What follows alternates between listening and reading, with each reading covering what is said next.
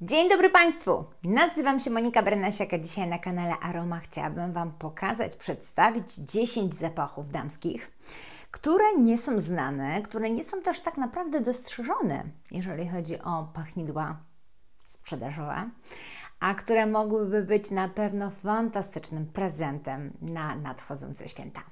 Pomyślałam o tym dlatego, że zazwyczaj właśnie na święta sprzedają się w perfumeriach bestsellery. Bestsellery, które rzeczywiście, jak pewnie się domyślacie, ktoś ze znajomych, ktoś z rodziny na pewno już ma i nosi. Jeżeli oglądają mnie osoby, które mają ochotę na coś zupełnie nowego oraz na zakup prezentu perfumowego właśnie dla jakiejś kobiety, która zdecydowanie lubi wyszukane zapachy, to ja właśnie Wam tutaj zaproponuję dzisiaj 10 takich zapachów, 10 bardzo różnych zapachów, bardzo szczególnych. I myślę sobie, że dla każdej wielbicielki, każdego rodzaju perfum, coś by dla siebie się znalazło. Myślę, że taką mobilizacją do nakręcenia tego filmu byliście również Wy. Pytaliście mnie o to, abym mówiła właśnie o zapachach nieszczególnie znanych, nieszczególnie cenionych też i nieszczególnie tak naprawdę rozchwytywanych i rozpoznawalnych, żeby było oryginalnie, żeby były takie zapachy, których nikt nigdy w perfumeriach nie pokazuje. I ja właśnie Wam takie zapachy tutaj dzisiaj pokażę, takie zupełnie inne niż wszystkie inne. Więc top 10 totalnie oryginalnych zapachów. Słuchajcie, zacznę od zapachu Nina Ricci. Nie wiem, czy znacie ten zapach. To jest zapach, który wyszedł w 2017 roku. Zapach nazywa się Ecstasy Rose Arabian. I zapach jest naprawdę bardzo oryginalny. Od razu na samym początku powiem Wam, że twórcą tego zapachu jest sam Francis Kurkdjian, więc już myślajcie się, że będzie tutaj pięknie i będzie bardzo oryginalnie i nieszablonowo, oraz że w głównej mierze, w tym właśnie zapachu, główną rolę gra róża. Róża, ale podana z pieprzem, takim zawadiackim pieprzem, z wanilią i z akordem, oczywiście głównym akordem takiej paczuli, takiej ciepło podanej paczuli z benzoesem, z przepięknym akordem piżma. Ten zapach podobać się będzie kobietom, które kochają Satin Mood Oud od Francis Kurkdjian. I to jest, słuchajcie, to pachnidło kosztuje, myślę, że 1/4 ceny Satin Mood Oud. Przepięknie się układa na skórze, naprawdę. Tutaj te nuty róży z pieprzem, z wanilią, podane na kremowo, tak zdecydowanie na tak balsamicznie. Bardzo dobre perfumiarstwo, rewelacyjne parametry, naprawdę i fantastyczne ceny. Więc jeżeli macie ochotę na coś oryginalnego, czy dla siebie, czy dla swoich bliskich kobiet wśród swojego otoczenia, to znajdźcie, przetestujcie fantastyczne pachnidło. Naprawdę. Pachnidło, które zdecydowanie jest godne polecenia i zakupów absolutnie według mnie w ciemno. Jeżeli tylko zdajecie sobie sprawę z tego, jakie tam są te składniki, to myślę, że warto sprawdzić, jak ten zapach pachnie na Waszej skórze, bądź ewentualnie kupić po prostu w ciemno dla bliskich osób. Kolejny zapach to taki, który niedawno również był przeze mnie ostro testowany. Dlaczego? Dlatego, że to pachnidło jest bardzo podobne do znanego zapachu Moon od Guerlain. Zapach z 2019 roku, który jest niby bez lawendy, bo tutaj nie znajdziecie lawendy teoretycznie, ale mamy szałwię. Mamy szałwię podaną z bergamotką. Mamy, słuchajcie, mnóstwo nut pudrowych, nut takich zawadiackich. Mamy bogactwo jaśminu. Mamy mnóstwo wanilii. Przepiękny zapach z akordami pudrowymi, z akordami drzewnymi, z akordami również gdzieś tam w tle takiego wybrzmiewającego akordu kadzidła. Naprawdę, mimo że w teorii tego kadzidła tam nie znajdziecie, to tutaj jest według mnie kadzidło na pewno. Jest tutaj również mnóstwo nut takich zadziornych, takich skórzanych, takich ostrzejszych. Jest Aksamit. Na pewno jest w składzie aksamit. Jak dla mnie zapach, który naprawdę jest na tyle podobny do Moon od Guerlain, że warto sprawdzić. Guess Seductive Noir. Spróbujcie. Zapach jest w fantastycznej cenie. Myślę, że warto go potestować. Kolejny zapach, który już kiedyś był u mnie na kanale, ale ja musiałam, po prostu musiałam go tutaj dzisiaj również Wam pokazać, to Liu Zhou w wersji Gold. Przepiękny zapach, naprawdę bardzo, bardzo oryginalny. Tutaj znów jest róża, ale całkowicie inaczej podana aniżeli wcześniej. Tutaj róża jest podana z kadzidłem, jest podana z agarem. Jest również podana w sposób bardzo taki narkotyczny, mroczny, taki uwodzicielski. Jest tutaj troszkę takiej soczystości gruszki. Jest tutaj trochę soczystości również bergamotki, ale jest niesamowicie dużo akordów właśnie ciepła. Ciepła, myślę, że skóry, agaru właśnie, myślę, że również słodyczy pralin. Jest tak niesamowicie upojnie, gęsto, narkotycznie, kobieco, esencjonalnie, nie wiem jak jeszcze. Naprawdę zapach jest wart polecenia. Dla kobiet, które kochają Montal Intense Cafe czy Dark Purple, czy dla kobiet, które również lubią w zapachach lubują się w zapachach typu Good Girl. Myślę, że to mogła być fajna odskocznia właśnie od Good Girl. Typowo orientalne, drzewne pachnidło, ale naprawdę tak podane, słuchajcie, bardzo ekskluzywnie, wręcz bym powiedziała nawet niszowo i naprawdę według mnie fantastycznie cenowo, więc niedostrzeżone również gdzieś tam ta baza, która potem na naszej skórze zostaje, bo ja ten zapach nosiłam i noszę czasem teraz też, chociaż bardziej go lubię w nutach takich, w dniach takich cieplejszych, kiedy jest rzeczywiście temperatura wyższa na dworzu. Ale jak już ten zapach na naszej skórze, na mojej skórze osiądzie, to jest jeszcze takie gęste piżmo, takie esencjonalne, podane właśnie z tą wanilią, z czekoladą, z pralinami. No naprawdę sensualny, seksowny, zadziorny i niesamowity zapach. Naprawdę, uwierzcie mi. Przepiękne, przepiękne. I który będzie kolejny? Ja tutaj Wam dzisiaj naprawdę przyniosłam bardzo różnorakie zapachy, więc nie znajdziecie drugiego takiego zapachu, który tutaj byłby do siebie podobny. Kolejny, może powiem Wam o nowości, Kenzo. Mam tutaj najnowsze Kenzo, Flower by Kenzo, ale w wersji Absolu. Jest to zapach znów orientalno-kwiatowy, który zdecydowanie oddalony jest od prototypu Kenzo. Jest to nowiutki zapaszek, całkowicie nowiutki. Stworzył go sam Alberto Morillas. Myślę, że w tym roku chyba miał premierę. I co my tutaj mamy? Mamy taką kapkę niszy. Mamy szafran, przepiękny szafran, podany z różą, ale troszkę właśnie tak orzeźwiony kwiatem pomarańczy. Naprawdę, takim czystym, pięknie brzmiącym kwiatem pomarańczy. Gdzieś tam w tle oczywiście mamy sporo piżma, mamy sporo wanilii. Gdzieś tam ta baza trochę nam mówi, że tutaj możemy mieć do czynienia z Kenzo Flower, ale za chwilkę ten zapach się utrzyma tak, w takiej kategorii właśnie orientalno-drzewno-piżmowej i nie będziemy już mieć tej bazy Flower by Kenzo, tylko właśnie taką nutkę troszkę niszową, taką szafranu w powiązaniu z kwiatem, z płatkami róż. Naprawdę piękny zapach, totalnie piękny i w ogóle nie taki nieobyty, nie obnoszony. Flower by Kenzo w wersji Absolu. To jest kolejny zapach, który dzisiaj Wam tutaj przedstawiam. I kolejny zapach, też z nowości teraz powiem, Lancome. I nie wiem, czy nie powiem nawet, że będzie taka recenzja u mnie, czy już jest nawet zaplanowana u mnie na kanale. To jest najnowszy Lancome Idol, Lancome Idol Nectar.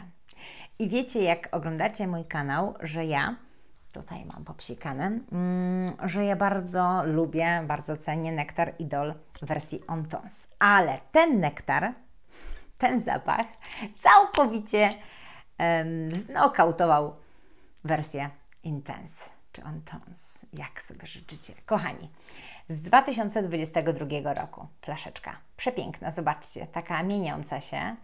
I ja myślałam sobie, nawet nie chciałam za bardzo ten zapach poznawać, nie byłam jakaś taka spieszna do tego. Myślałam sobie, że on będzie znów taki, mimo tej nazwy nektar, znów będzie taki rześki, znów będzie miał jakiś kwiat pomarańczy może. I tak sobie wymyśliłam, że tam będzie po prostu taka aura, tylko że skoncentrowana. Nic mylnego. Tutaj mamy oczywiście różę, no bo jakbyże inaczej mogłoby być. Idol to jest przede wszystkim oda do róży. Róża tutaj podobno w kilku miejscach na świecie zrywana, więc ta róża ma być i z Grasy, i z Turcji, i z Bułgarii. Ale mamy również mnóstwo słodyczy, mnóstwo takiej gourmand słodyczy. Jakby tutaj kapka była La Vie est Belle. Mamy też taki zadzior. I słuchajcie, znalazł się tutaj w składzie również popcorn od Pur XS, od razu nam się kojarzy, więc naprawdę zadziorny. Dużo słodyczy, dużo. Mimo tej słodyczy ten zapach nie jest bardzo słodki. Przez słodycz zmieszany z różą, taką różą narkotyczną, opojną, dosłodzony wanilią, karmelem. Naprawdę piękny zapach. Jakby wersja Entonce była troszkę bardziej taka przestrzenna, taka bardziej musująca, taka bardziej kobieca. Jakby ten zadzior był taki, jakby chcieli ją odmłodzić. Pokazać właśnie, że to jest też zapach dla młodszych dziewczyn. Naprawdę, ale bardzo nawiązuje do klasyka, więc jeżeli chodzi tutaj o nawiązanie, to tak jak w Kenzo Wam powiedziałam, że możemy się nawet zastanowić, czy to na pewno flanker, chociaż basa nawiązuje, to tutaj w Idol będzie nawiązanie do klasyka zdecydowanie, ale jest to zapach słoneczny i taki niesłoneczny, taki musujący i taki myślę, że bardzo, bardzo dziewczęski, taki soczyście dziewczęski, prawda? I taki zadziorny, tak jak ja lubię. Taki zadziorny, taki z pazurkiem. I kolejny zapach, który Wam tutaj pokażę, to zapach od Loewe. I oczywiście tak się nie czyta się Loewe, ja nie wiem nigdy, bo to jest hiszpańska marka, pewnie mnie poprawicie. Solo, zapach Ella. Piękna, kwiatowo-owocowa woda, która się naprawdę trzyma kosmicznie na skórze, mimo tego, że to jest woda rześka. Taka, można byłoby nawet sobie wyobrazić, że ona jest taka gdzieś tam przestrzenna. Jest fantastyczna trwałość. To jest woda perfumowana. Ja jestem w szoku. Kwiat pomarańczy. Dużo jakiegoś takiego akordu kwiatowego. Może tutaj jest i piwonia, nie wiem. Jest bardzo fajna słodycz, a jednocześnie jest taka ostrość, taka agresywna, taka zadziorna. Kwiaty podane na pikantnie, z wanilią, z pralinami być może. Baza na pewno bursztynowo, ambrowo, drzewna, taka podkręcona. Piękne pachnidło. Bardzo oryginalne. Niesamowicie, słuchajcie, takie zakręcone. I takie eleganckie, takie wytworne. Kobieta właśnie taka elegancka, która wie, czego od życia chce i taka pewna siebie, taka naprawdę przepiękny zapach. Przepiękny zapach, ja go polecam z całego serca, bo jest bardzo nieszablonowy. Oryginalny, nieszablonowy, niespotykany i myślę, że warto ten zapach poznać i warto zobaczyć, jak to pachnidło na Waszej skórze bądź na skórze bliskich Wam kobiet pachnie, bo jest naprawdę piękny. I kolejny zapach, ja też już mówiłam chyba o tej kiedyś wodzie, ale myślę, że to było na tyle dawno, że warto byłoby przypomnieć, bo ten zapach naprawdę zasługuje na uwagę. Jest to zapach bardzo oryginalny, bardzo. I bardzo jednocześnie taki prosty w odbiorze. All Sometimes i zapach się nazywa Incense City.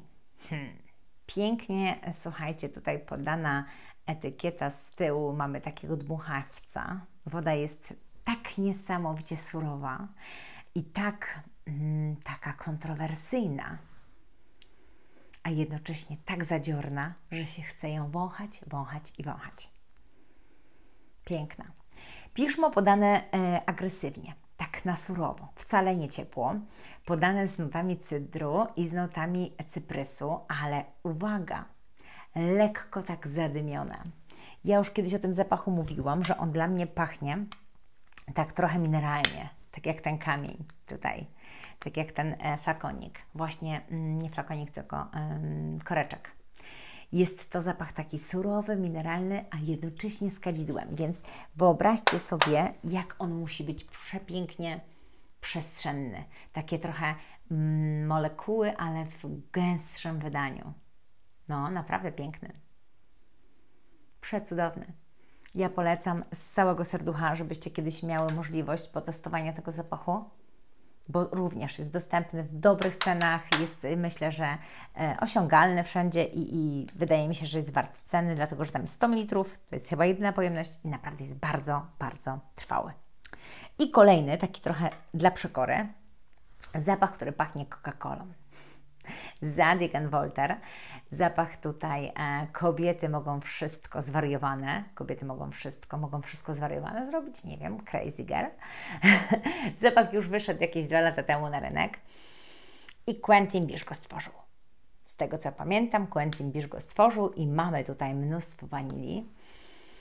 Mamy tutaj, słuchajcie, akord Coca-Coli, akord gruszki, akord brokatu, fasoli tonka, słodycz taka esencjonalna, mnóstwo wanilii, mnóstwo, drzewo sandałowe w bazie, jak przystało na Zadig & Voltaire i słuchajcie, piżmo.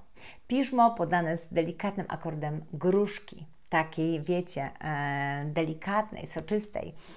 Piękny zapach, naprawdę, soczysty, musujący, wcale nie taki gęsty i taki bogaty i bym powiedziała, że wcale nie taki słodki jak klasyczny Zadig. On jest właśnie taki troszeczkę bardziej rześki. Taki soczysty, rześki i szalony. Coś w tym jest. I taki brokatowy właśnie. Taki szklisty. Taki brokatowy, szklisty. Naprawdę fajny zapach. Myślę, że też fajny pomysł na prezent. Ja tutaj mam akurat taką małą pojemność i ja nie wiem, czy się z nim rozstanę, bo spodobał mi się. Jest to zapach, który ma zadziora. Mojej córce się również spodobał. No nie wiem, wiecie co, mam teraz tak dużo pięknych zapachów w planach. Nie wiem, kiedy ja jestem w stanie je zużyć, więc muszę się zastanowić. Może jakiś jeden inny zniknie i wstawię właśnie na półeczkę Zadig & Voltaire. Ja jeszcze żadnego Zadiga nigdy nie miałam właśnie na własnej półce perfumowej, więc myślę, że może to jest może i czas. I kolejny zapach. Gianfranco Ferré. Dla Was specjalnie. Przepiękny zapach, zobaczcie. Mam go tutaj na palcach, bo chciałam go trochę poznać bliżej, jak go dzisiaj tutaj przywiozłam do filmu. Ja ten zapach znam z bardzo, bardzo jakby dawna. Pamiętam, że go bardzo lubiłam, jak tylko i wyłącznie miałam możliwość mieć tego zapachu więcej i obdarowywać go gdzieś wokół, to robiłam to, bo to jest zapach, który pięknie potrafi kwitnąć na skórze i potrafi zaskakiwać. Jest to zapach stary. Gianfranco w ogóle jest marką, która nie sprzedaje zbyt drogich zapachów, więc ten też nie jest drogi. A jest przepiękny, słuchajcie. Jest to zapach kwiatowo-owocowy. Gdzieś tam mamy właśnie dużo kwiatów. Mamy jaśmin, mamy magnolię, tutaj mamy nawet pięknie opisane, mamy róże. Mamy kwiat pomarańczy i to się czuje. Piękny kwiat pomarańczy. Bym powiedziała, że nawet mamy taką gorzkość tego kwiatu pomarańczu. Taki wydźwięk ma trochę Mandarino di Fiori od Toma Forda. Piękny naprawdę akord kwiatu pomarańczy z owocami. Jakaś bergamotka pewnie by się znalazła. I taka rzeźkość, taka kremowość. I wiecie co? Ten zapach mi przypomina taki gęsty, upojny balsam. Trochę właśnie jak J'adore w tej nowej wersji balsamu esencjonalnego. Naprawdę. Piękny, bardzo bogaty, esencjonalny, ale taki kremowy, taki mięsisty, taki esencjonalny, ale właśnie balsamiczny, taki, żeby się wysmarować od góry do dołu i tym zapachem emanować. Podoba mi się. Naprawdę zapach jest fajny, myślę, że jest bezpieczny również dla kobiet, które kochają się w zapachach kwiatowych, gdyż on ma sporo nut również owocowych, więc taki będzie taki umilacz, myślę, że jesienno-zimowych chwil. Naprawdę. Taki przyjemniaczek. Gdzieś tam może konwalia również. Naprawdę podoba mi się. Słuchajcie, koniecznie sprawdźcie, jak ten zapach pachnie na Waszej skórze i koniecznie go przetestujcie i dajcie mi znać w komentarzach, jak Wy go odbieracie. Ktoś kiedyś mi powiedział, że ten zapach jest podobny do Dior Pour Poison. Dla mnie jest ładniejszy. Chociaż wiecie, Dior Pour Poison ma po prostu, czy Poison ma po prostu bardzo dobre, wiadomo, odbiory i pewnie między Wami również jest mnóstwo kobiet, które kochają ten zapach za jakość, za moc i za taką siłę i przestrzeń, ale myślę, że warto ten zapach również potestować i sprawdzić. Ok. Który kolejny zapach będziemy teraz mówić o nim? Czy ja o wszystkich powiedziałam? Chyba nie, słuchajcie. Aqua Allegoria.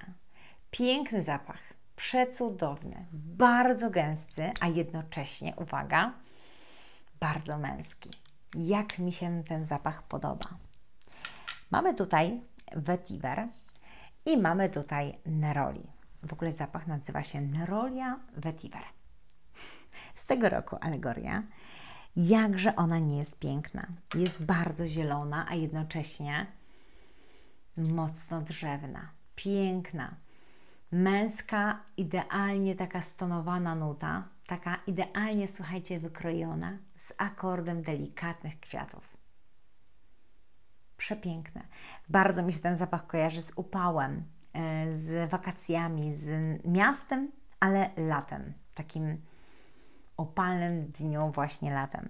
Pierwszy raz ten zapach poznałam właśnie w Paryżu, w butiku, kiedy byłam w butiku Guerlain. I słuchajcie, i była taka przepiękna wystawka, naprawdę złożona chyba ze 100 buteleczek zapachów Aqua Allegoria. Przepięknie to wyglądało i ten zapach mnie wtedy tak urzekł. Jest niesamowicie męski. Jest taki bardzo dystansujący, a jednocześnie jest osłodzony nutą taką kremową, takich białych kwiatów i jakiegoś drzewa takiego kremowo brzmiącego. Przepiękny zapach. Przepiękny. Ja naprawdę w tym zapachu całkowicie mogłabym się zanurzyć i tkwić. Nie lubię Aqua Allegorii, ja sama osobiście. Nigdy nie miałam sama osobiście Aqua Allegorii, dlatego że nie podoba mi się tam jakość tych zapachów. One na mnie tylko chwilkę są i potem znikają. Moja skóra ich jakby nie toleruje, ale ten zapach tak mnie urzekł sam w sobie. Ta męska nuta tak mnie urzekła, że po prostu mogłabym wąchać i wąchać i wąchać. Gdyby był odrobinę tańszy, prawda? Bo jest naprawdę dość drogo, ale chciałabym o nim Wam tutaj powiedzieć przy okazji takiego topu oryginalnych zapachów, bo pewnie nie będę miała sposobności, żeby zrobić znów recenzję Aqua Allegorii, że to jest naprawdę piękna Aqua Allegoria, przepiękna. I teraz już byłoby na tyle. Teraz byłoby już wszystko. Top 10 zapachów, o których się nie mówi, których się nie zna. No może oprócz tego właśnie najnowszego Idol Nectar. Ale myślę, że pozostałych nie mieliście okazji poznać i myślę, że warto byłoby je poznać, a w szczególności kupić, gdyż są w bardzo dobrych cenach dostępne według mnie, a są dużo, dużo bardziej cenne. I okej, na dzisiaj to tyle. Bardzo było mi miło się z Wami jak zwykle spotkać i zrobić taki topik. Zapraszam Was kolejnym razem i do usłyszenia w kolejnej recenzji. Pa, pa!